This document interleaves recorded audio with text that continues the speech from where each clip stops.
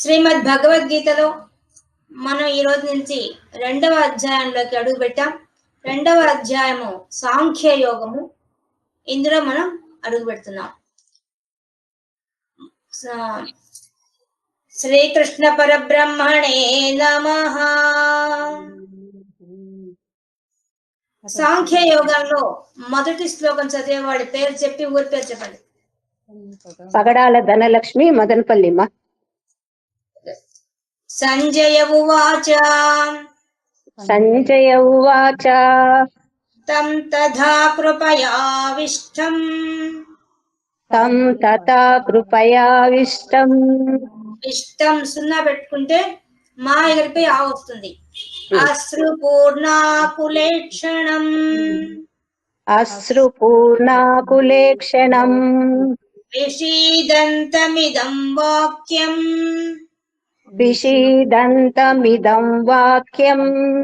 వాక్యం సున్నా పెట్టుకుంటే మూ ఎగిరిపై ఊ వస్తుంది. ఉవాచ మధుసూదనః ఉవాచ మధుసూదనః తం తథా కృపయావిష్టం తం తథా కృపయావిష్టం. అశ్రుపూర్ణాకులేక్షణం అశ్రుపూర్ణాకులేక్షణం విషీదంతమిదం వాక్యం విషీదంతమిదం వాక్యం. ఉవాచ మధుసూదనః ఉవాచ మధుసూదనః తం తథా కృపయావిష్టం తం తథా కృపయావిష్టం. అశ్రుపూర్ణాకులేక్షణం అశ్రుపూర్ణాకులేక్షణం విషీదంతమిదం వాక్యం విషీదంతమిదం వాక్యం. ఉవాచ మధుసూదనః ఉవాచ మధుసూదనః. ధనలక్ష్మి గారు మ్యూట్ చేసుకోండి. సరేనా? పద్మావతి గారు అనంతపురం మ్యూట్ చేసుకోవాలండి. మీరు మళ్ళీ ఆమెతో పాటు మీరు మీ గొంతు కూడా వినిపించింది. మ్యూట్ చేయండి. మనము రెండవ అధ్యాయంలో అడుగు పెట్టేశామండి. సాంఖ్య యోగంలో మొదటి శ్లోకం పలికాం. సాంఖ్య యోగం పేరే అలా పెట్టబడింది. ఇవన్నీ కూడా యోగాలుగా చెప్పబడుతున్నాయి. మనకున్న అధ్యాయాలన్నింటికి కూడా యోగము అని చెప్పబడుతోంది. దేని అంశం చెప్పబడుతున్నాదో దాంతో చెప్తున్నారు విషయాలు. సాంఖ్యము అంటే చక్కగా చెప్పబడిన జ్ఞానం అని అర్థం. చక్కగా చెప్పబడిన జ్ఞానం. ఈ సాంఖ్య యోగంలో ఏం చెప్తారంటే సంపూర్ణమైన జ్ఞానం చెప్తారు. ఒక మానవుడు తరించాలంటే కావాల్సినటువంటి జ్ఞానాన్ని దీంట్లో సంపూర్తిగా తెలియజేశారనమాట. ఇంట్లో మనం గ్రహించాల్సింది 4 అంశాలు ఉంటాయి. ఈ చాప్టర్ మొత్తంలో, ఈ అధ్యాయం మొత్తంలో మనం గమనించాల్సింది 4 విషయాలు. ఒకటి శరణాగతి, శరణాగతం పొందడం. శరణాగతం అంటే ఏంది, అది ఎలా ఉండాలి అనే విషయాన్ని మొదట చెప్తా. తరువాత ఆత్మ అంటే ఏంటో చెప్తా. రెండోది ఈ ఆత్మ గురించి చెప్పేది కాబట్టే ఇది జ్ఞానం, బ్రహ్మజ్ఞానం. బ్రహ్మజ్ఞానం గురించి చెప్తుంది కాబట్టి దీన్ని సాంఖ్యం అన్నారు. ఇంకా మూడోది కర్మయోగం గురించి చెప్తారు. 4వ అంశం స్థితప్రజ్ఞ లక్షణాలు. అంటే ఎవడైతే శరణాగతి పొంది ఆత్మజ్ఞానం తెలుసుకొని కర్మయోగాన్ని పొంది సంపూర్ణమైన జ్ఞానస్థితి చేరిన వాడి యొక్క లక్షణాలు ఎలా ఉంటాయి అని స్థితప్రజ్ఞ యొక్క లక్షణాలను కూడా మనకు దీంట్లో చెప్తారు. ఇది ఈ చాప్టర్ పెద్దదే, 72 శ్లోకాలతో ఉంది ఇది. కానీ దీంట్లో ఉండే విషయం సంపూర్ణంగా ఉంది. అంటే మనం అందరము ఆచరించదగ్గ విషయం అంతా కూడా ఈ రెండవ అధ్యాయంలోనే ఉంది. ఇది చాలా జాగ్రత్తగా మనం గమనిస్తే మన జీవితానికి తరించడానికి ఎంతో ఉపయోగపడుతుంది ఈ యొక్క అధ్యాయం. అంత చక్కగా భగవంతుడు 72 శ్లోకాల్లో ఎంతో చక్కగా వివరించారు విషయాన్ని. ఇక మనం మొదటి శ్లోకానికి వచ్చి చూసినట్టయితే మొదటి శ్లోకంలో సంజయ ఉవాచ. ఎవరు చెప్తున్నారు ఇవన్నీ? ధృతరాష్ట్ర మహారాజు యుద్ధ రంగంలో ఏం జరిగింది అని అడిగితే ఆ సంజయుడు చెప్పడం మొదలైపోయింది. అర్జునుడు ఏ విధంగా తన రాగంతో, శోకంతో, మోహంతో ఆయన ఏ విధంగా రథంలో చతికిలబడ్డాడు అనే విషయాన్ని మనకి మొదటి అధ్యాయంలో చెప్పేశారు. అంటే విషాదాన్ని పొందినవాడు ఆరోగ్యంగా ఉన్నాడు, కేవలం చుట్టూ ఉన్న పరిస్థితుల వల్ల ఆయన ఆ దుఃఖానికి గురయ్యాడు. ఆ దుఃఖం వల్ల శరీరంలో ఎంత మార్పు వచ్చింది. అదే కాకుండా ధర్మంగా తన కర్తవ్యాన్ని తాను మరిచిపోయి తాను మరణించడానికి కూడా సిద్ధపడే స్థితికి వెళ్ళిపోయాడు అర్జునుడు. ఆ విషయాన్ని మనకు ఇప్పుడు ఈ శ్లోకం ద్వారా తెలియజేస్తున్నారు. జరిగిపోయిన విషయాన్ని సూచాయగా చెప్తూ ఇక కృష్ణ భగవానుడు మాట్లాడడం మొదలైపోతుంది. తం తథా అట్లు, తథా అట్లు, తం ఆ యొక్క అర్జునుడి యొక్క మానసిక స్థితి ఎలా ఉంది? కృపయావిష్టం, కృప ఆవిష్టం. కృప అంటే దయ, దయ ఉంది. అది ఎలా ఉంది? ఆవిష్టం, కూర్చోబడింది. ఆయన మనసులో నిండా దయ నిండిపోయింది. నిండిపోయి విషమ పరిస్థితి. ఎటువంటి విషమ పరిస్థితి? యుద్ధ రంగానికి వచ్చి యుద్ధంలో కూర్చొని యుద్ధం చేయను, నేను యుద్ధ రంగంలో మరణించడానికి కూడా సిద్ధమే అని చెప్తున్నాడు అర్జునుడు. అటువంటి ఏ సమయంలో చెప్పకూడని మాటలు ఆ సమయంలో చెప్తున్నాడు అర్జునుడు. అటువంటి అర్జునుడు అశ్రుపూర్ణాకులేక్షణం, ఆయన కంటి నిండా, రెండు కళ్ళ నిండా కన్నీళ్ళు వచ్చాయట. ఆ చతికిల పడ్డ రథం మీద కూర్చొని రెండు కళ్ళు ధారాపాతంగా కారలేదు, కళ్ళ నిండా నీళ్లు నిండిపోయినాయట ఆయనకి. అశ్రుపూర్ణ, పూర్తిగా కళ్ళ నిండా నీళ్ళు వచ్చాయి. వీరాది వీరుడు, ఆయన కన్నీళ్ళు పెట్టుకోలేడు కదా, అందుకని కళ్ళ నీళ్ళు మాత్రం తడి వచ్చేసింది, బాగా కంటి నిండా నీళ్ళు వచ్చాయి. కులేక్షణం విషీదంతమిదం, విషీదంతం, ఈ విధంగా దుఃఖిస్తున్నటువంటి మనసు వల్ల, మనోదౌర్బల్యం వల్ల వచ్చినటువంటి మార్పుతో శరీరంలో వచ్చి మార్పు వచ్చి ఆయనకు దుఃఖం పొంగొస్తోంది. అటువంటి సన్నివేశాన్ని చూచాడు కృష్ణ పరమాత్మ. అప్పుడు చెప్తూ మధుసూదన, ఆ మధుసూదనుడు, ఆ కృష్ణ పరమాత్మ, మధు అనే రాక్షసుని సంబంధించినటువంటి ఆ కృష్ణ పరమాత్మ ఇదం వాక్యం ఉవాచ, ఈ విధంగా మాట్లాడడం మొదలు పెట్టాడు అని మొదటి శ్లోకాన్ని చెప్తున్నారు. ఎటువంటి వాడిని చూశాడు అర్జునుడు ఏ పరిస్థితిలో ఉంటే చూశాడు కృష్ణ పరమాత్మ? ఏ పరిస్థితి అంటే తం తథా కృపయ, కృప దయ. దయ ఎలా ఉండాలి? మనము చెప్పుకున్నాం లలితా శాస్త్రంలో, పాశహస్త పాశహంత్రి. పాశంలో మొట్టమొదటి మనకు చెప్పింది దయ అని చెప్పారు, కరుణ అని చెప్పారు. అంటే అమ్మవారు పాశం వేస్తారు. ఏం పాశం వేస్తుంది? దయ అనే పాశం. ఆ దయ దేంట్లో ఉంది? నాది, నా వాళ్ళు అనే వాటి మీద పాశం వేస్తుంది. ఆ పాశాన్ని పాశహంత్రి, పాశం ఆమె దిగదు, విధించేది ఆమె, తీసేది ఆమె. మనకు చెప్పేశారు ముందే ఆ విషయం. కాబట్టి ఇప్పుడు ఏ పాశంలో ఇరుక్కున్నాడు అర్జునుడు? దయ అనే ఒక పాశంలో ఇరుక్కోపోయాడు. ఆ దయ కూడా అది అర్హత ఉన్న వాళ్ళ మీద చూపిస్తున్నాడా, అర్హత లేని వాళ్ళ మీద చూపిస్తున్నాడా అనేది చాలా ముఖ్యమైన విషయం. కాబట్టి మమకారం అనే ఒక దయ, మమకారంతో కూడిన దయ, మామూలు అంటే అజ్ఞానంతో కూడింది, అవిద్యతో కూడింది, మోహంతో కూడుకున్నటువంటి ఒక మాయారూపమైనటువంటి దయలో పడిపోయాడు. అది జరిగింది విషయం. అది చెప్తున్నాడు ఇక్కడ. కృపయా ఆవిష్టం, కూర్చబడింది ఆయనలో దయ. యుద్ధరంగానికి రాకముందు తెలియదు అవన్నీ. అప్పుడేమైంది? ఆ దయ అంతా వాళ్ళ మీద అప్పుడు దయ కలగలేదా? పోనీ నీలాంటి వాడేగా దుర్యోధనుడు, నీలాగే బంధువర్గం కలవాడేగా, ఆయనకి మరి కలగలేదే దయ, మరి నీకెందుకు కలుగుతుంది? అందుకని కృపయ ఆవిష్టం, కూర్చబడింది. ఇంకా ఏమైపోయిందా? విషమ పరిస్థితి, విష్టమ. ఎలా ఉంది పరిస్థితి? తగని సమయంలో చూపిస్తున్నాడు. ఎట్లాంటి పరిస్థితి చూపిస్తున్నాడు? ఏ సమయంలో అయితే చూపించకూడదో అవిష్టం అశ్రుపూర్ణాకులేషణం, ఏ సమయంలో కన్నీళ్లు కార్చకూడదో, యుద్ధ రంగంలోకి వచ్చినప్పుడు ఎలా ఉండాలి? మనిషి ధైర్యంగా ఉండాలి, సాహసంతో ఉండాలి, తను చావడానికి సిద్ధపడాలి, ఎదుటి వాళ్ళని చంపడానికి సిద్ధపడాలి, అది కదా. కానీ ఈయన కళ్ళ నిండా నీళ్ళు వచ్చాయట. దేని వల్ల వచ్చాయి? ఆ మమకారం అనే దయ వల్ల వచ్చాయి. ఆ కారం లేకపోతే వచ్చిండేది కాదు. ఆ మమకారం అనే కారం పూసుకోవడం వల్ల కన్నీళ్ళు వచ్చాయి. విషీదంతం, దుఃఖిస్తున్నాడు. ఎటువంటి వాడిని చూసిన వాడు ఎవరు? మధుసూదన. పదాలు చూడండి, మధుసూదన, మధుకైటములకు సంబంధించిన వాడు కృష్ణ పరమాత్మ. మనం చెప్పుకున్నాం దుర్గా సరస్వతులు దీని గురించి.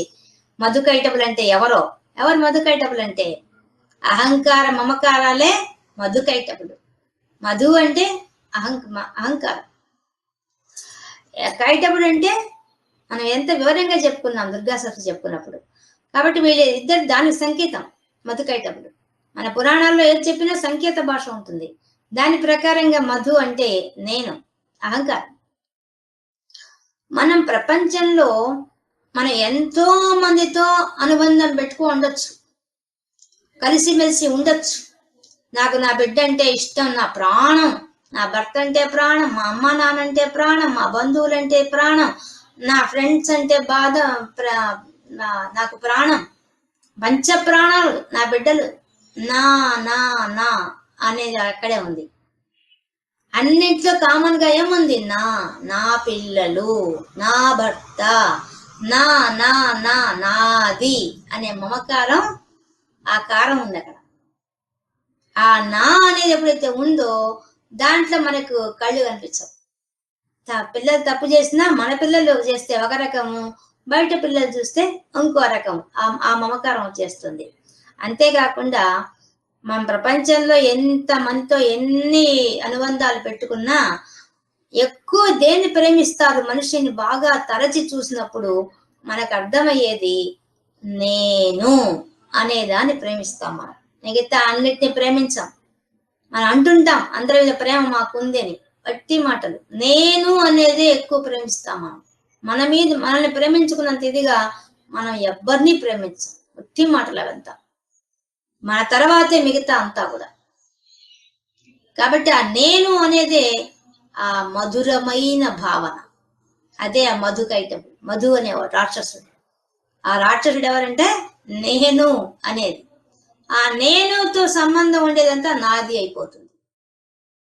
కాబట్టి మొట్టమొదటి శ్లోకంలోనే ఆ మధుసూదనాన్ని పదం పెట్టడంలోనే అంతరార్థాన్ని పెట్టేశారు.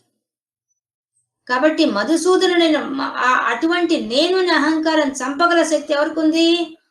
మధు అనే రాక్షసు సంహరించాడు ఆయన. ఆ ఎవరు? కృష్ణ పరమాత్మ, విష్ణుమూర్తి అంశ. విష్ణుమూర్తి చేసిన పని ఏంటంటే ఆ మధు అనే రాక్షసుని సంహరించాడు. అంటే మనలో ఉండే నేను అనే అహంకారము మనం పోగొట్టుకోలేము. భగవంతుడిని పట్టుకుంటే ఆయన పూర్తిగా పోగొడతాడు. ఎలా? ఒక గురువుగా జ్ఞానం ఇచ్చి జ్ఞానం ద్వారా మనకు అది పోగొడతాడు. అప్పటిదాకా మనకు పోదు. మనం చూడండి, ఏదైనా ఫోటోలు తీసుకొని ఎక్కడన్నా పోయి అందరం కలిసి ఫోటోలు తీసుకుంటే కూడా ఫోటోలు రాగానే ముందు మనం ఎక్కడున్నాం అని చూస్తాం ఆ ఫోటోల్లో. అంటే ఆ నేను అనే దాన్ని మనం అంత ఇదిగా బాగా లైక్ చేస్తాం, అంత ప్రేమిస్తాం మన దేహాన్ని. కానీ మనకు కష్టం వచ్చినప్పుడు, మన వాళ్ళకి కష్టం వచ్చినప్పుడు దాన్నే మనం ఎలా మార్చేసుకుంటాం? అదే నిజంగా మనకు పెనుభూతమై కూర్చుంటుంది. ఇప్పుడు అర్జునుడికి పట్టిన గతి అదే కదా. లేకపోతే కళ్ళలో నీళ్ళు ఎందుకు వస్తాయి? కళ్ళ నిండా నీళ్ళు నిండిపోయినాయంటే ఆయనలో తనలో ఉండే జ్ఞానాన్ని పూర్తిగా మసక బారిపోయింది. కళ్ళలో నీళ్ళుంటే మనం ఏం చూడలేం కదా.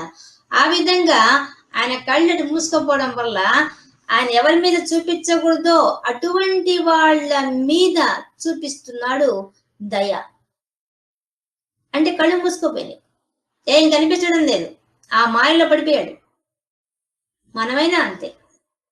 ఇప్పుడు చూడండి, మనకి ఇప్పుడు ఈయన అర్జునుడి పాత్రను మనకు అన్వయించుకుంటే, ఇప్పుడు మనకు బార్డర్స్ లో ఉండేవాళ్ళు, భారతదేశానికి బార్డర్స్ లో ఉండేవాళ్ళు సైనికులే కదా. వాళ్ళే సెలక్షన్ కావడానికి, సెలక్షన్ అయిన తర్వాత వాళ్ళకి ట్రైనింగ్ ఇచ్చి వాళ్ళకు కేటగిరీస్ ప్రకారంగా డివైడ్ చేసి మన గవర్నమెంట్ వాళ్ళకి అన్ని ఏర్పాటు చేస్తుంది. ఇప్పుడు ఒక సిపాయి ఉంటే వాడు అన్ని రకాలుగా అర్హత పొంది అన్ని రకాల కష్ట నష్టాలకు ఓర్చుకొని వాడు తన ఇల్లు వదిలిపెట్టి వెళ్ళిపోతాడు కదా చాలా దూరం. తన ఇల్లే వదిలేస్తాడు, భార్య పిల్లల్ని తల్లిదండ్రుల్ని అందరినీ వదిలిపెట్టి, బంధువుల్ని అందరినీ వదిలిపెట్టి బార్డర్లోకి వెళ్ళిపోతాడు. వెళ్ళిపోయిన వాడు అంత కష్టపడి ఆ ట్రైనింగ్ పొంది, సర్టిఫికేట్ పొంది, అర్హత పొంది, యుద్ధం చేయడానికి అన్ని అర్హతలు ఉన్నాయి వీడికి అని గవర్నమెంట్ నిర్ణయించిన తర్వాత, యుద్ధ రంగానికి వచ్చిన తర్వాత వాడికి ఇంకా రేపు యుద్ధం చేయాలి అని చెప్పినప్పుడు వాడి ముందు రోజు నా భార్య ఎలా ఉందో, నా పిల్లలు ఎలా ఉన్నారో, మా అమ్మ నాన్న ఎలా ఉన్నారో, లేకపోతే మా బంధువులు ఎలా ఉన్నారో నేను వెనక్కి వెళ్ళిపోవాలి అనుకుంటే ఎలా అనిపిస్తుంది మనకి? మనకు తిప్పుకున్నా అంతే. అర్జునుడి పరిస్థితి అదే.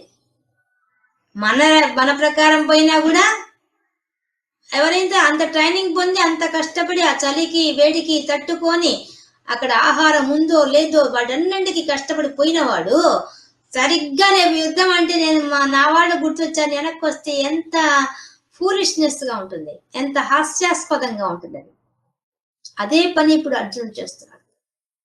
చూడండి ఎంత చక్కగా చెప్పేశారు.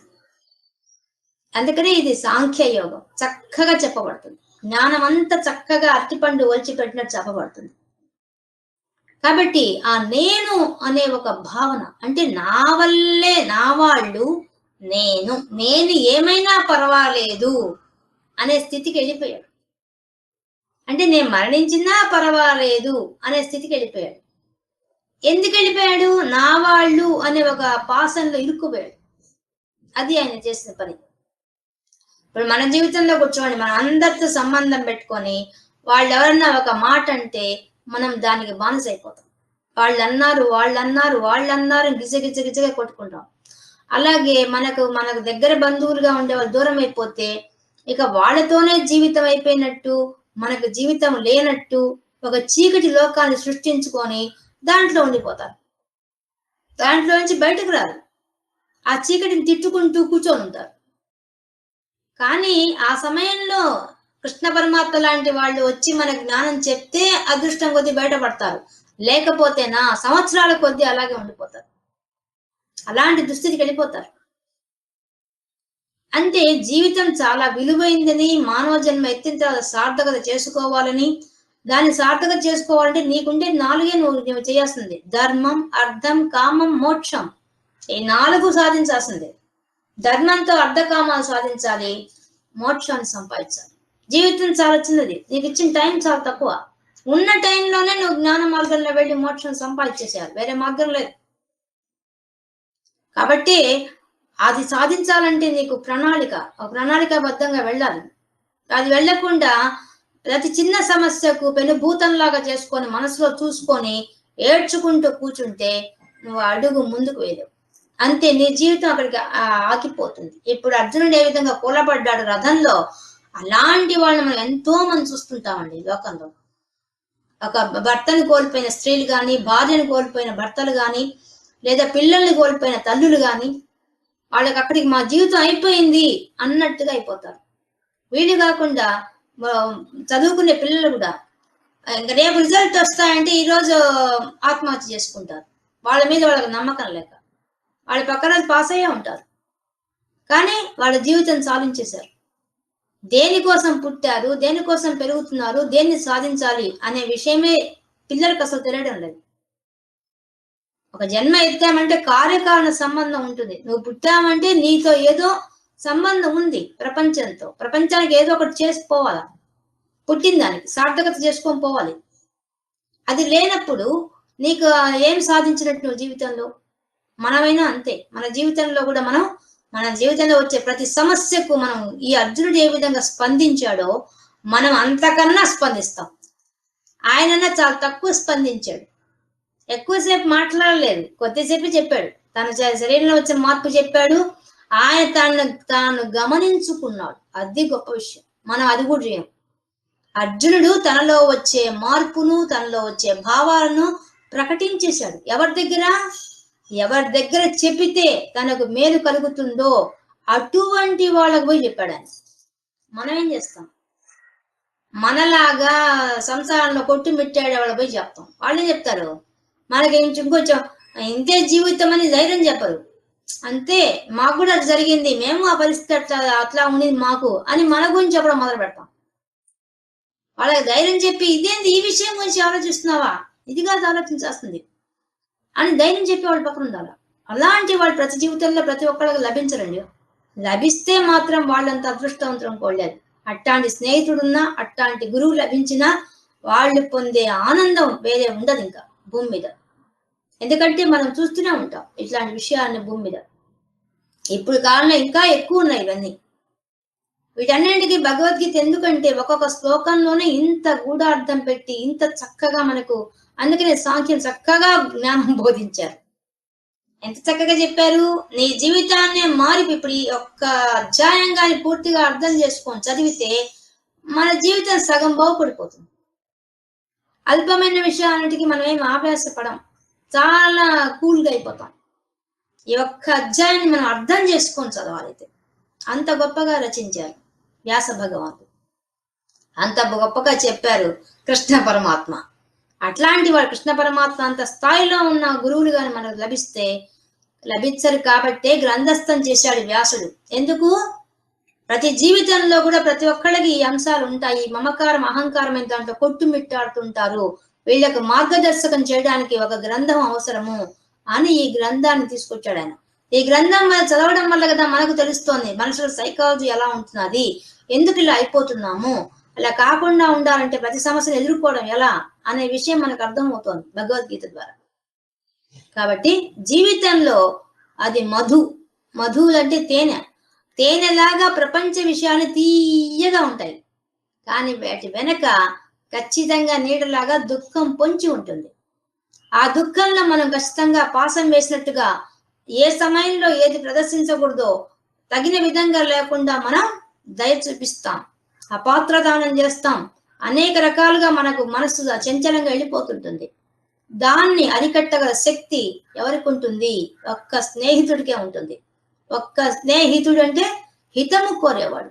వాళ్ళు మాత్రమే మనకు మార్గదర్శకం చేయగలుగుతారు. మన గురించి పూర్తిగా తెలిసిన వాడే, ఏందిరా ఆ సమయానికి అదేం పెద్ద సమస్య, నువ్వెలాంటి వాడి, నువ్వు చాలా గొప్పవాడి కదా, ఏమైంది ఆ గొప్పతనం అంతా, ఇప్పుడు ఎందుకు ఇలా బేరగా మాట్లాడుతున్నావు అంటూ వాడు ధైర్యం చెప్తాడు. మన బెస్ట్ ఫ్రెండ్ అంటే వాడు మనని తరోగా గమనించిన వాడైతే, మన జీవితాన్ని క్షుణ్ణంగా తెలిసిన ఒక స్నేహితుడు ఒక్కడున్నా చాలు, వాడి వల్ల తరించిపోతావు. ఒక స్నేహితుడు ఒక ఆయన ఉన్నాడు, ఆయనకి ఒక్కడే స్నేహితుడు, ఎక్కువ మంది స్నేహితులు లేరు. వాళ్ళ కొడుక్కి ఈ ఫేస్బుక్ ద్వారా దాదాపు 1000 మంది ఫ్రెండ్స్ ఉన్నారు. ఒకరోజు కొడుకు వచ్చి అంటాడు, నాన్న నీకేంది ఫ్రెండ్సే లేరే, ఒక్కరే ఉన్నారే, నాకు 1000 మంది ఉన్నారు అంట. అలాగా 1000 మంది నిజమైన స్నేహితుడు ఎవరు అంటాడు. అదేంది నిజమైన స్నేహితులు ఏంది, వాళ్ళంతా నా ఫ్రెండ్సే అంటాడు. అలాగా ఒక పంజి ఏదో ఒక చిన్న జంతువుని చంపి మూట కట్టుకొని నీవు ఫ్రెండ్స్ అని చెప్పుకుంటున్నావే, వాళ్ళందరి ఇళ్లకు వెళ్ళు, నేను ఒక మనిషిని హత్య చేశాను, ఆపదలో ఉన్నాను, రక్షించండి అని వెళ్ళు, వాళ్ళు ఏమాత్రం సహాయం చేస్తారు చూస్తా ఉంటాడు. అట్లే ఆ పిల్లవాడు అందరు సహాయం చేస్తారు నాన్న, నాకు 1000 మంది ఫ్రెండ్స్ ఉన్నారంటాడు. సరే పో అనగానే ఆ అబ్బాయి ఏం చేస్తాడు, చిన్న పంది పిల్లని చంపేసి దాన్ని మూట కట్టి భుజాన్ని వేసుకొని ఈ 1000 మంది ఫ్రెండ్స్ ఒక్కొక్కళ్ళ ఇళ్ళకి పోయి నేను హత్య చేశాను, నన్ను రక్షించండి అంటారు. వెంటనే వాళ్ళు గెట్అవుట్ బయటకు వెళ్ళిపో, ముందు లోపలికి కూడా రావద్దని చెప్తారు. ప్రతి ఒక్కళ్ళు అదే మాట చెప్తారు.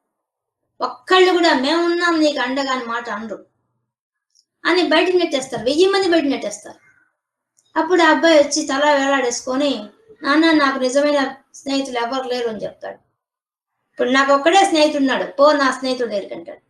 ఈ అబ్బాయి వెంటనే అట్లే అమ్మట పట్టుకొని ఆయన స్నేహితుడు దగ్గరికి పోతాడు. పోయేసి అంకుల్ నేను పొరపాటున హత్య చేశాను, ఆ కేసులో నేను ఇరుక్కున్నాను, ఇదిగో ఈ శవాన్ని కూడా తీసుకొచ్చేసాను అంటాడు. వెంటనే ఆయన లోపలికి లాగేసి తలుపులు వేసేసి, నువ్వు ఇక్కడే కూర్చో, నీకేమీ కాదు, నీ బదులు నేను శిక్ష అనుభవిస్తాను కావాలంటే అని ధైర్యం చెప్తాడు.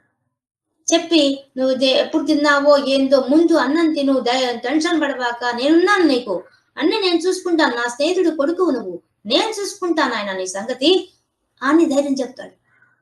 అప్పుడు ఆ పిల్లాడు కళ్ళలోంచి నీళ్లు కారిపోతాయి. వెంటనే ఆ అంకుల్ కాళ్ళు పట్టుకొని ఏడుస్తాడు పెద్దగా. ఇలాంటి స్నేహితులు ఉన్నారా భూమి మీద? నాకు 1000 మంది స్నేహితులు ఉంటే ఒక్కడు కూడా ఈ మాట అనలేదు.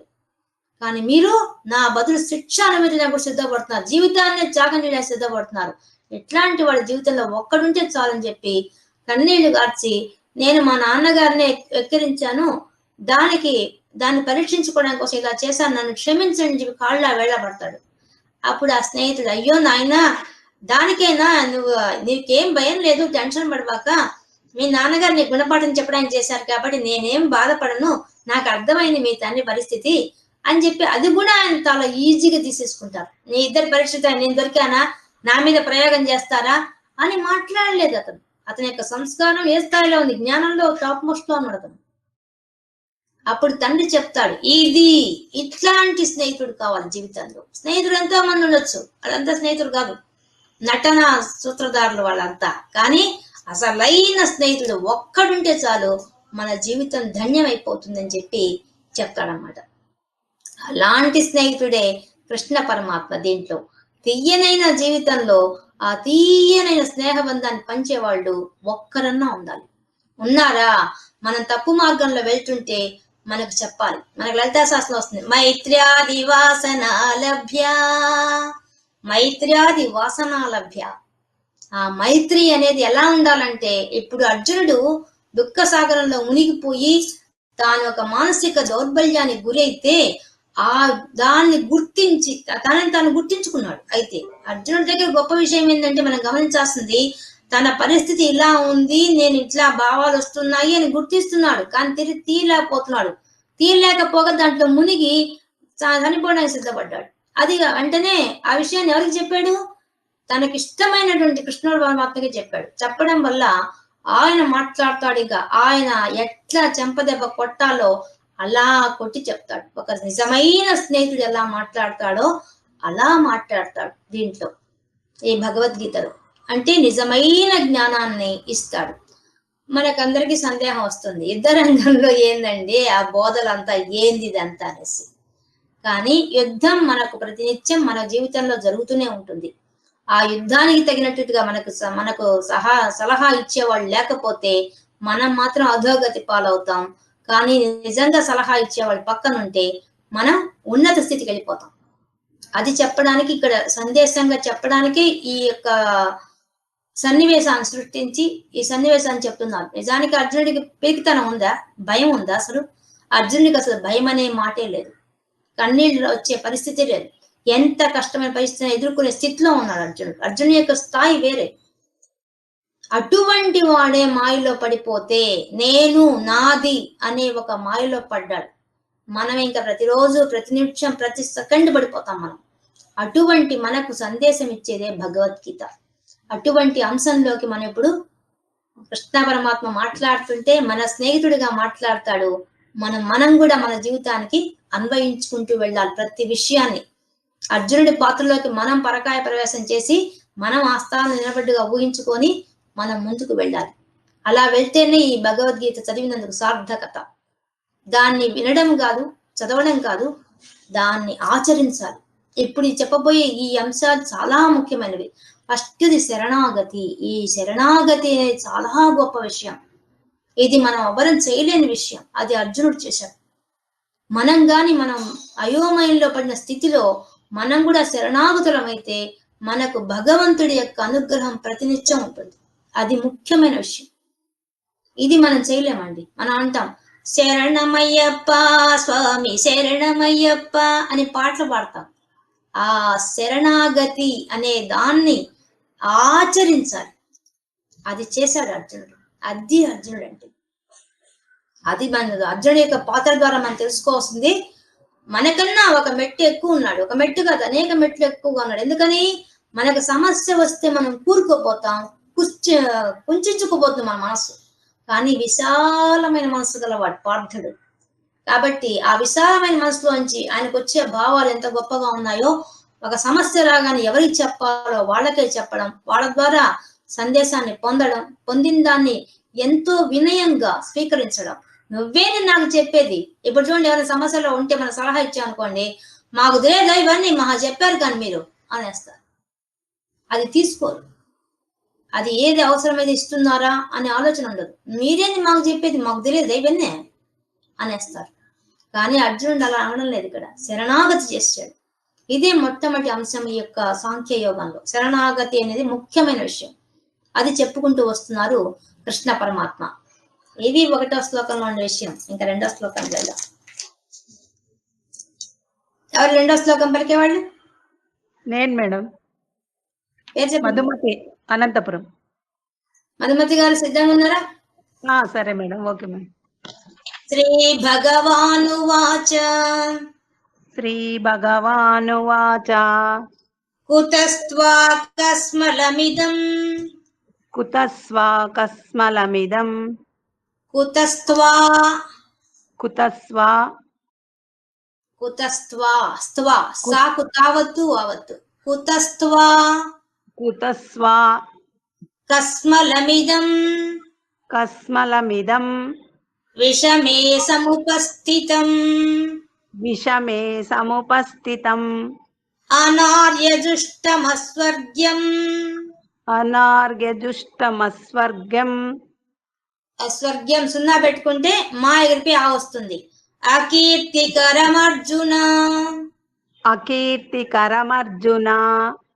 శ్రీ భగవానువాచ శ్రీ భగవానువాచ కుతస్త్వా కస్మలమిదం కుతస్వా కస్మలమిదం విషమే సముపస్థితం విషమే సముపస్థితం అనార్యజుష్టం అస్వర్గ్యం అనార్యజుష్టం అస్వర్గ్యం అకీర్తికరమర్జున. అకీర్తికరమర్జున. మధుమతిగా అడ్మిట్ చేసుకోండి. Okay madam. శ్రీ భగవానువాచ భగవంతుడే. ఇక్కడి నుంచి కృష్ణ పరమాత్మ పేరు ఎక్కడా కృష్ణుడు అనేది మాత్రం చెప్పరు. భగవాన్ భగవాన్ అనే చెప్తారు. ఏ భగవంతుడు, భగము కలవాడు భగవంతుడు. ఇవంతా మనం ముందే చెప్పుకున్నాం. ఎందుకు చెప్పారు భగవాన్ వాచ అని ముందే చెప్పేశాను కాబట్టి మనం లోపలికి వెళ్ళిపోతున్నాం. కుతస్త్వా ఎట్ట అడుగుతున్నాడో మాటలు, మన నిజమైన స్నేహితుడు మాట్లాడాల్సిన మాటలు మాట్లాడుతున్నాడు కృష్ణ పరమాత్మ. మనం కూడా భగవాన్ అనే పలుకుదాం ఇక్కడి నుంచి. కృష్ణ పరమాత్మ కాదు, భగవాన్. భగవంతుడికి ఏ లక్షణాలు ఉన్నాయో అన్ని లక్షణాలు కలవాడు కృష్ణ పరమాత్మ. కాబట్టి ఆ భగవంతుడు మాట్లాడుతున్నాడు ఏమని? అతస్త్వా కస్మలమిదం. అతస్త్వా కుతస్త్వా కుతః ఎక్కడి నుంచి దాపురించిందయ్యా నీకు ఈ ఆలోచన? ఎట్ట అడుగుతున్నాడు మాట. ఏం పోయి డైరెక్ట్ గా చంపదెబ్బ కొట్టినట్టు మాట్లాడుతున్నాడు. కుతస్త్వా ఎక్కడి నుంచి వచ్చింది నీకు ఈ ఆలోచన? ఏం ఆలోచిస్తున్నావు? ఏ సమయంలో ఆలోచిస్తున్నావు? నువ్వు ఎక్కడున్నావు నువ్వు? ఇది నిజమైన స్నేహితుడు మాట్లాడేది. ఎంత కఠినంగా మాట్లాడతారు నిజమైన స్నేహితుడు. మనం చూడండి, మనకు కఠినంగా మాట్లాడే స్నేహితులు దూరం పెట్టేస్తాం, కానీ వాళ్ళు నిజం మాట్లాడతారు. వాళ్లే మన అభివృద్ధి కోరుకునే వాళ్ళు వాళ్లే. ఎవరైతే కోపంతో మాట్లాడతారో వాళ్ళు మనకు బాగా దగ్గరైన వాళ్ళు, మన మీద ఎంతో ప్రేమ ఉన్న వాళ్ళ లెక్క. కుతస్త్వం నీకెక్కడి నుంచి వచ్చింది ఈ ఆలోచన? కస్మలమిదం ఎటువంటి మాలిన్యంతో కూడిన మాటలు మాట్లాడుతున్నావు. ఏం మాట్లాడుతున్నావు అసలు? తెలిసి మాట్లాడుతున్నావు నువ్వు? ఎక్కడున్నావు నువ్వు? ఏం చేస్తున్నావు నువ్వు? ఎక్కడున్నాడు కృష్ణ పరమాత్మ అద్భుతంగా అడిగాడు. ఇది మామూలుగా మనం చదువుకుంటే ఊరికే కుతస్త్వ కస్మలమిదం అని చదివేస్తాం, కానీ కృష్ణ పరమాత్మలో మనం పోతేనే ఆయన ఎలా మాట్లాడటం మనకు అర్థమవుతుంది. కస్మలమిదం మోహంతో మాట్లాడుతున్నావు, మాలిన్యంతో మాట్లాడుతున్నావు. ఏం మాట్లాడుతున్నావు నువ్వు? ఒళ్ళు దగ్గర పెట్టుకొని మాట్లాడుతున్నావు. అసలు ఏమనుకుంటున్నావు నువ్వు అని అడుగుతున్నాడు. విషమే సముపస్థితం. ఈ విషమ పరిస్థితుల్లోనా మాట్లాడేది? ఎప్పుడు మాట్లాడుతున్నావు? ఏ సందర్భంలో మాట్లాడుతున్నావు? అసలు నువ్వు ఏమనుకుంటున్నావు నీ గురించి? ఎక్కడ ఏది మాట్లాడి తెలుసా నీకు అసలు? విషమే సముపస్థితం. విషమ పరిస్థితిలో ఉన్నావు. ఒక పక్క ఎలా ఉంది పరిస్థితి? అందరు యుద్ధరంగానికి వచ్చేస్తున్నారు, యుద్ధానికి సిద్ధంగా ఉన్నారు. ఈ సమయంలో నువ్వు మాట్లాడేది మాట ఏమైనా ఏముందని తెలివే. ఇది నిజమైన స్నేహితుడు మాట్లాడతాడు. ఏం చేస్తున్నావు నువ్వు? ఏం ఆలోచిస్తున్నావు అసలు? ఎందుకు అసలు నడుపు నీకు? ఏం భయం భక్తి లేదా నీకు? అడుగుతూనే మన తల్లిదండ్రులు ఎట్ట అడుగుతారు, బెదిరించి దబాయించి అడుగుతారు చూడండి, అలా అడుగుతున్నాడు. ఎక్కడి నుంచి దాపురించింది ఈ మాలిన్యం నీకు? ఎట్టొచ్చింది అసలు నీకు? ఎందుకు వచ్చింది? విషమ సముపస్థితం, విషమ పరిస్థితులు ఎలా వచ్చినాయి నీకు ఈ ఆలోచన? ఇంత దిక్కుమాన ఆలోచన ఎలా వచ్చింది నీకు? ఏం ఆలోచిస్తున్నావు అసలు నువ్వు? ఏమన్నా మీరు అంత భయపడతారు నేను ఇంత కఠినంగా మాట్లాడుతున్నా అని. కానీ ఇది అట్లే మాట్లాడతారు కృష్ణ పరమాత్మ. మన స్నేహితుడు ఇట్లే మాట్లాడతారు. అనార్య దుష్టం, ఒక సామాన్యుడు మాట్లాడుతున్నావు. నీ మాటలు ఎలా ఉన్నా తెలుసా? అనార్యం, ఒక మామూలు మనుషులు ఏమీ తెలియని అవివేకి మాట్లాడుతున్నావు. అస్వర్గ్యం, పోనీ ఇదేమన్నా నీకు మోక్షం ఇస్తుందా? నువ్వు మాట్లాడేది ఏమన్నా మోక్షం ఇస్తుందా? చస్తానంటున్నావే, నీ చావేమన్నా మోక్షం ఇస్తుందా నీకు? ఏమనుకుంటున్నావు నీ గురించి? అకీర్తికరం, అస్సలు నీకు కీర్తి కూడా ఇవ్వదు కదయ్యా, అపకీర్తి పాలైపోతావు. అర్జున ఎట్ట పిలుస్తున్నాడు? అర్జున కోపం తెలుస్తున్నాడు. అర్జున కుతస్త్వం, నీకు ఎక్కడి నుంచి దాపురించింది ఈ ఆలోచన? అసలు ఈ ఆలోచన ఈ పరిస్థితుల్లోనా? ఏం మాట్లాడుతున్నావు అసలు? ఎలా ఉంది నీ పరిస్థితి? నీ మానసిక దౌర్బల్యం ఏమిటి ఇప్పుడే చూపించేది? ఇంతవరకు ఉన్న పరిస్థితి ఎందుకు మారిపోయింది నీకు? ఎక్కడి నుంచి దాపురించింది ఈ మాలిన్యం నీకు నీ మనసులో? మనోమాలిన్యం, అది కూడా కస్మలం. కస్మలం అంటే మాలిన్యం. మాలిన్యం అంటే మోహంతో కూడిన మాటలు. అది వేసాడు మట్టిగా ఎత్తుకోవడమే, వేసి చంపకాయ కొట్టినట్టు మాట్లాడాడు. ఏం మాట్లాడుతున్నావు అసలు నువ్వు? ఎక్కడ మాట్లాడుతున్నావు? ఏ సందర్భంలో మాట్లాడుతున్నావు? నువ్వు ఉన్న పరిస్థితి ఏంటి? నువ్వు ఎక్కడున్నావు? ఏం చేయాలని వచ్చావు? అసలు నీ కర్తవ్యం ఏంటి? ఏమనుకుంటున్నావు నీ గురించి? అసలు ఏ పరిస్థితిలో ఉన్నావు నువ్వు? అన్ని మర్చిపోయావా? మేమంతా ఎందుకు వచ్చాం ఇక్కడికి? మాకేం పని పాట లేకుండా వచ్చి ఇద్దరు రంగంలో కూర్చున్నాం అనుకున్నావా? బొమ్మలాట చూడడానికి వచ్చాం మేమంతా. అందరూ నువ్వు వచ్చి కూర్చొని తన్నులు తింటూ చస్తుంటే చూడడానికి వచ్చాం మేమందరం. ఇదే మా పని. ఎట్లా అడుగుతున్నాడు అన్నమాట. ఇది ఒక నిజమైన స్నేహితుడు మాట్లాడుతున్నమాట. మొట్టమొదట ఆయన లోపాన్ని ఎత్తి చూపించేశాడు.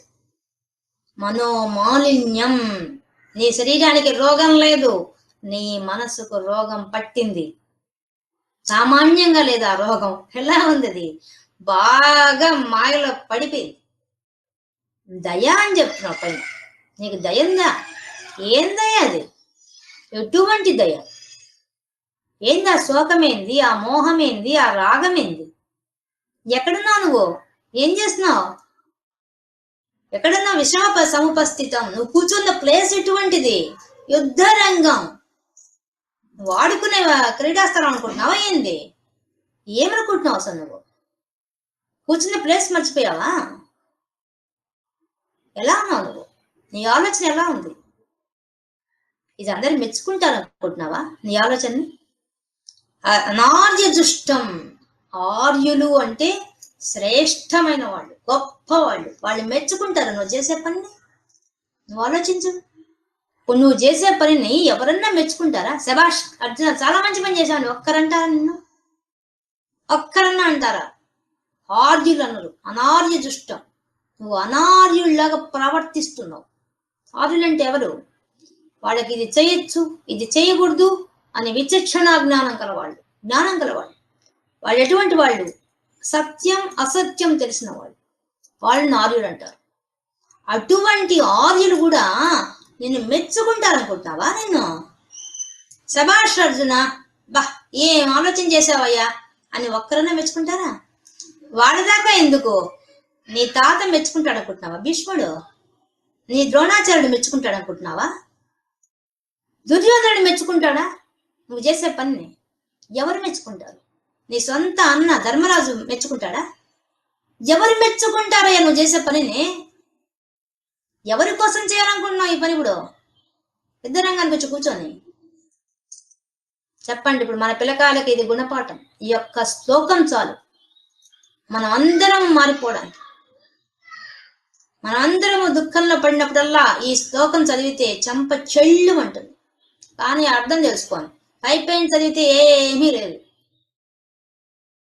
ఎవరు మెచ్చుకుంటారు? ఇప్పుడు పిల్లలంతా ఆత్మహత్య చేసుకుంటున్నారు. ఎవరు మెచ్చుకుంటారు? ఆ తల్లిదండ్రులు కూడా దూషిస్తారు. ఇట్లా పెంచారు మీ అబ్బాయిని చెప్పి. వాడు పోయింది కాక వాడు తిట్టు తింటాడు, వాడి తల్లిదండ్రులు కూడా తిట్లు వస్తాయి. వాడు సాధించింది ఏంది అక్కడ? ఏమీ లేదు. అందరు కోల్పోయిన వాళ్ళు ఏడుస్తూ కూర్చుంటారు. వాళ్ళు చేసే పని అంతే. ఎవరు మెచ్చుకుంటారు? ప్రతి నిమిషం విలువైంది. బంగారంలో ప్రతి కణువు విలువైందో మన జీవితంలో ప్రతి క్షణం చాలా విలువైంది.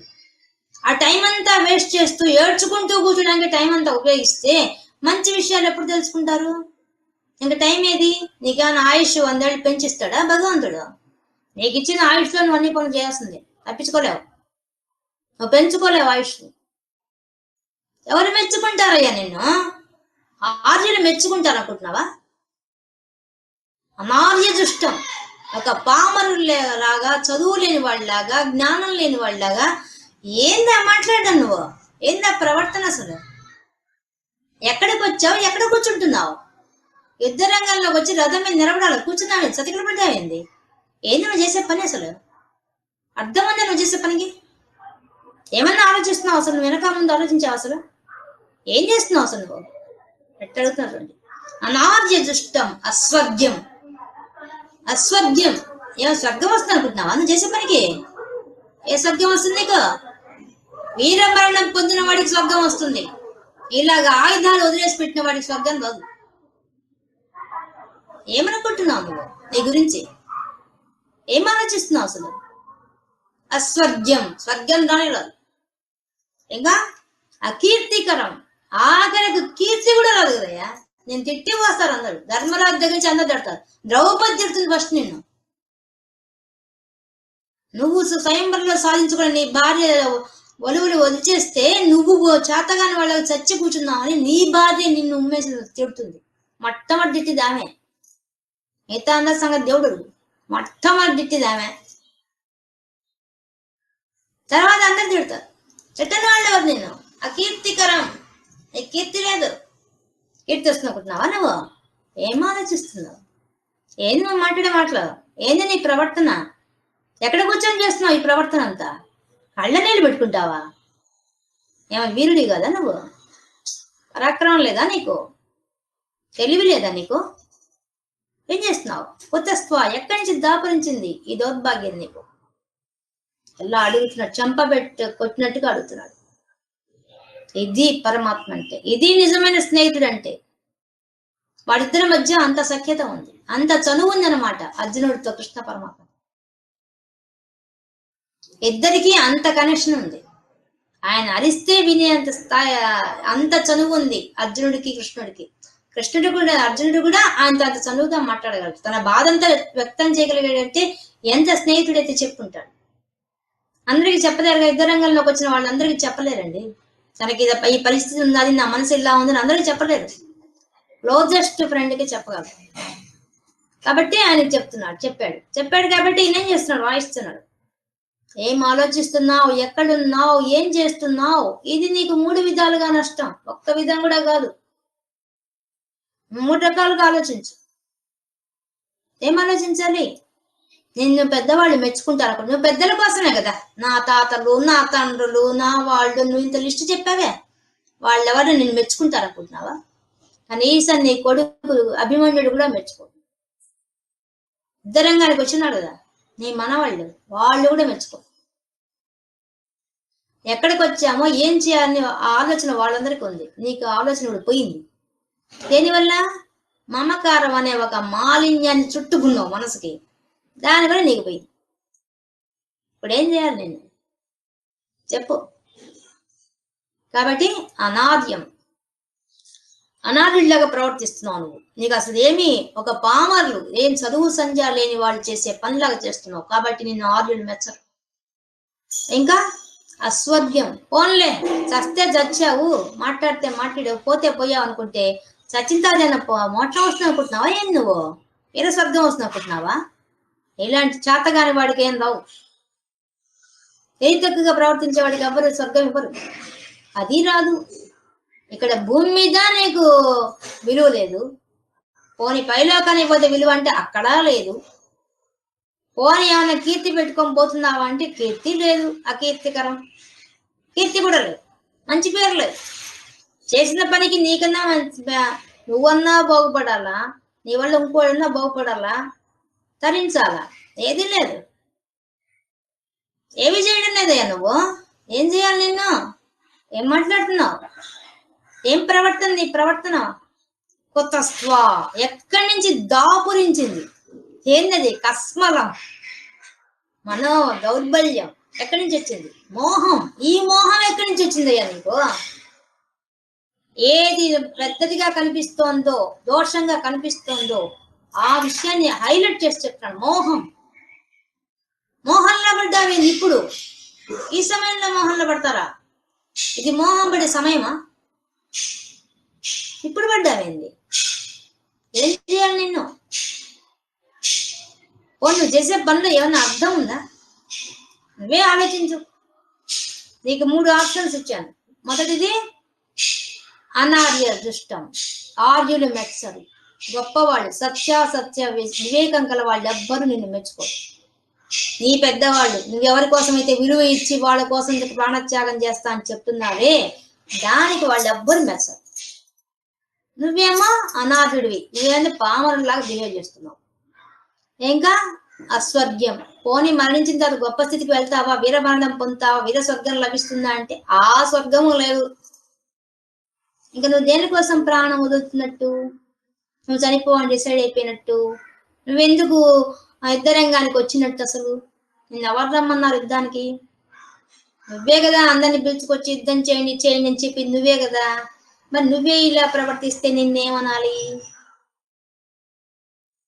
ఇది ఇప్పుడు కొంతమంది పిల్లలు అంతా వాళ్ళ తల్లిదండ్రులు ఫీజులు కట్టి, హాస్టల్ ఫీజు కట్టి, కాలేజీ ఫీజు కట్టి అన్ని వాడు సెలెక్ట్ చేసుకున్నట్టుగా అన్ని ఒప్పుకుంటారు.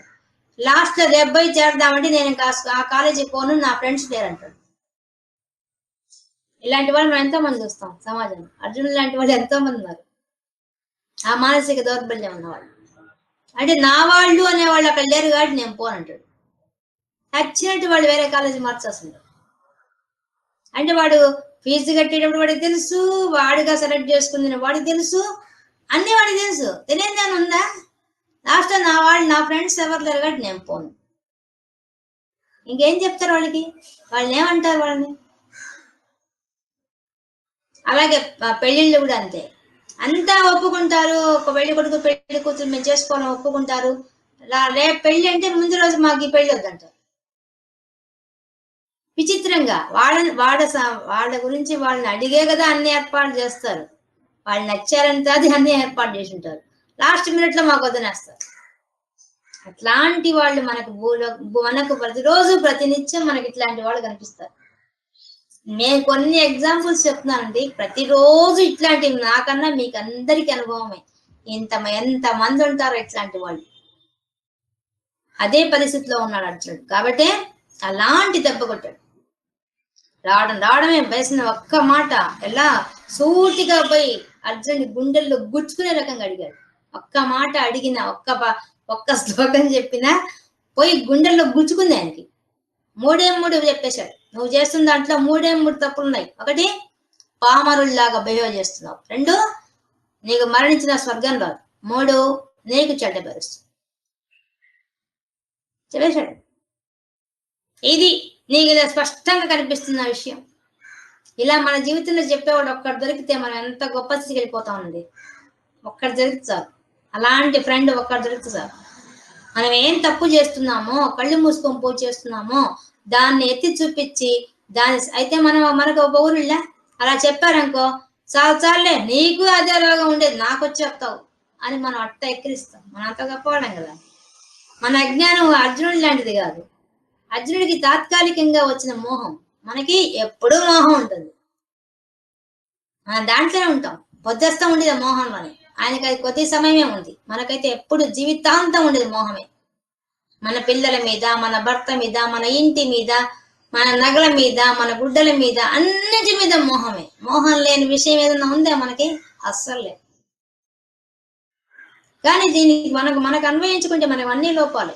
అర్జునుడితో పోల్చుకుంటే అర్జునుడికి ఆ ఒక్క నిమిషమే వచ్చింది, తర్వాత కృష్ణుడు తీసేస్తే పోయింది. మనకి ఎన్ని విన్నా, ఎన్ని ప్రవచనాలు విన్నా, ఎంతమంది చెప్పినా మన మనసులో ఉండే భావాన్ని మనం తీయలేం. మనకు చాలా కష్టం. చూడండి ఎలా చెప్పాడు. రావడమే ఆయన లోపాన్ని ఎత్తి చూపించాడు. ఏంది నీ మనో దౌర్బల్యం ఎలా ఉందంటే మోహంతో నిండింది, దానివల్ల నీకు ఇంత నష్టం జరుగుతోంది, నీవు చేసే పని వల్ల జరగబోయేది ఈ నష్టాలు అని సూచన చేశాడు. అంటే ఆయన కళ్ళు మూసుకోపోయిన విషయం ఈ మూడు గమనించలేదు. ఆయన అర్జునుడు ఈ మూడు గమనించలేదు. నేను నా ప్రవర్తన ఒక పామరుడిలాగా ఉందా, ఒక జ్ఞానిలాగా ఉందా అని గమనించలేదు. మనం చేసే పని అదే. మనము జ్ఞానిగా ఉన్నామా, పామరుడిగా ఉన్నామా? నిజంగా మనకు సమస్య వచ్చినప్పుడు దాంట్లో మెరిట్స్ డిమెరిట్స్ కూర్చొని ఒక పేపర్ మీద రాయాలి. రాస్తే స్పష్టంగా మన ఆత్మ మనల్ని కొడుతుంది, చెంపదెబ్బ కొడుతుంది. చూడు నీ ఆలోచన ఎంత అసహ్యంగా ఉన్నాయో అని అది చెప్తుంది. మన ఆత్మే మన గురువు, అది చెప్పేస్తుంది. ప్రశాంతంగా కూర్చొని కానీ అర్లీ మార్నింగ్ 4 గంటలకు లేచి మనం కానీ మన మనసుని అడిగామా, నేను తప్పు చేస్తున్నానా, కరెక్ట్ గా చేస్తున్నాను అడిగితే అది సులభంగా చెప్పేస్తుంది. మెరిట్స్ డిమెరిట్స్ రాస్తే దానిలో అది ఇష్టానే మనల్ని కొట్టేస్తుంది. నువ్వు ఇది చేస్తున్నావు, అది చేయడం నేను చెప్పేస్తుంది. ఇప్పుడు అది ఆలోచించలేదు. ఎందువల్ల ఆలోచించలేదు?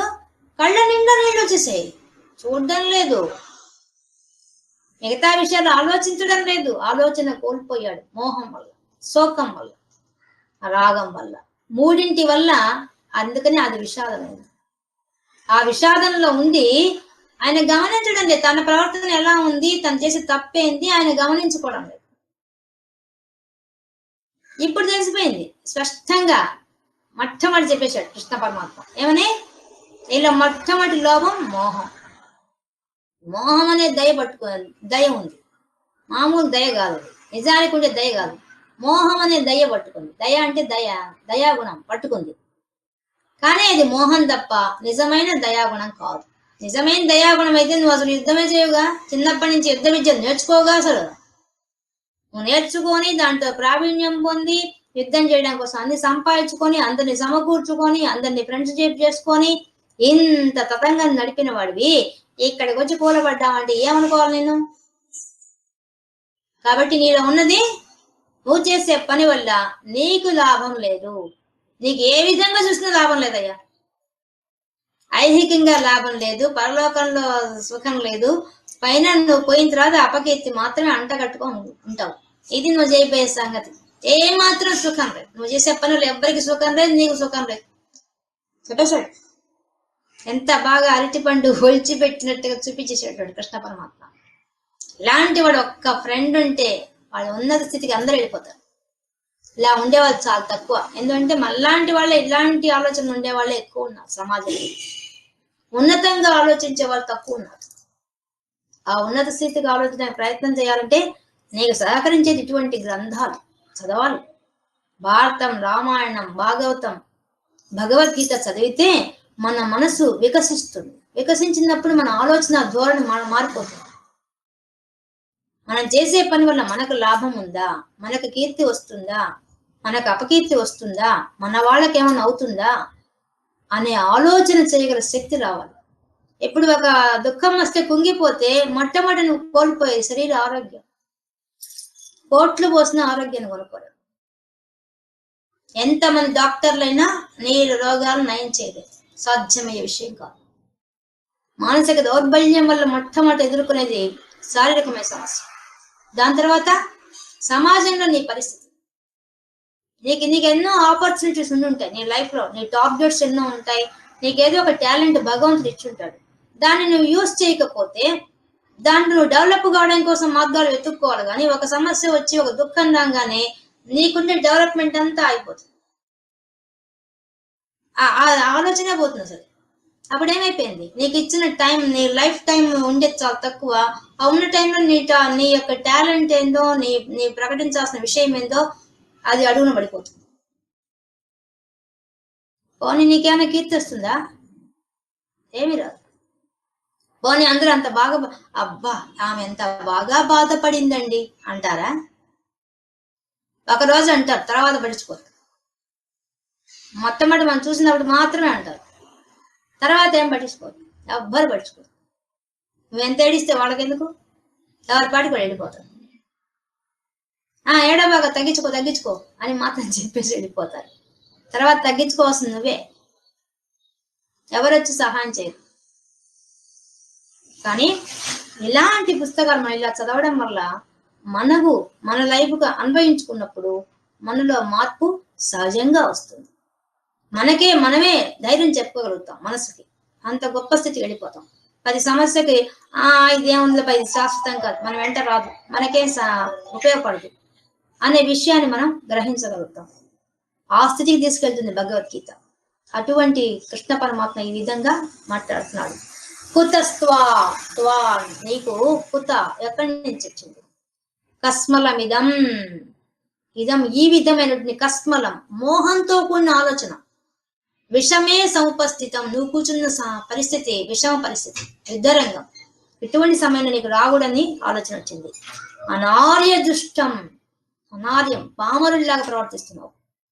అస్వర్గ్యం, నీకు మోక్షం రాదు, వేరే స్వర్గం రాదు. అకీర్తికరం, అన్నిటికన్నా చెడ్డ పేరు వస్తుంది. అర్జున, నీ పేరేంది? అర్జున, తెల్లని వాడివి, స్వచ్ఛమైన మనసు గలవాడివి, శుద్ధమైన మనసు గలవాడివి.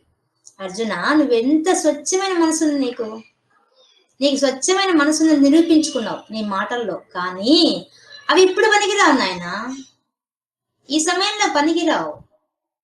నువ్వు శుద్ధ సత్వగుణంతో ఉండాల్సిన వాడివే, కరెక్టే, నీ పేరు తగ్గట్టుగా ఉన్నావు. కానీ ఇది సమయంగా, ఇది విషమ పరిస్థితి. ఈ పరిస్థితిలో నువ్వు దయ చూపించాల్సిన అవసరం లేదు. ఆ సత్వగుణానికి ఇప్పుడు అవసరం లేదు. ఇప్పుడు నీకు రజోగుణం కావాలి, రజోగుణంతో రగిలిపోవాలి, యుద్ధం చేయాలి. నువ్వు ఆ పరిస్థితిలో ఉన్నావు నాయన. నువ్వు పేరుడు ఎంత బాగా పిలిచాడు, అర్జున ఎంత బాగా పిలిచాడు. నువ్వు అర్జునుడివే, నేను కాలం లేదు, కానీ ఇప్పుడు కాదు, ఇది సమయం కాదు అని ఈ విధంగా కృష్ణ పరమాత్మ ఇంత చక్కగా మాట్లాడుతున్నాడు అర్జునుడితో. నిజంగా ఈ శ్లోకం మనందరి తట్టు తిప్పుకుంటే మనకు ప్రతిరోజు ప్రతి నిమిషం సందేశం ఇచ్చే శ్లోకం. దీన్ని ఇలాగే మనకి అన్వయించుకోవాలి. మనం పామరులాగా ప్రవర్తిస్తున్నామా? మనం చేసే పని వల్ల మనకు స్వర్గం వస్తుందా? మనం చేసే ఆలోచన వల్ల మనకి కీర్తి వస్తుందా, అపకీర్తి వస్తుందా అని ఇట్లా తిప్పుకొని చూసుకుంటే అప్పుడు మనం ఏ ఆలోచన కూడా మనం పక్కన పెట్టేస్తాం. ఈ ఆలోచన, ఈ విధానం మంచిది కాదు అనే విషయం మనకు తెలుస్తుంది. ఇదే భగవద్గీత మనకు నేర్పించే పాఠం.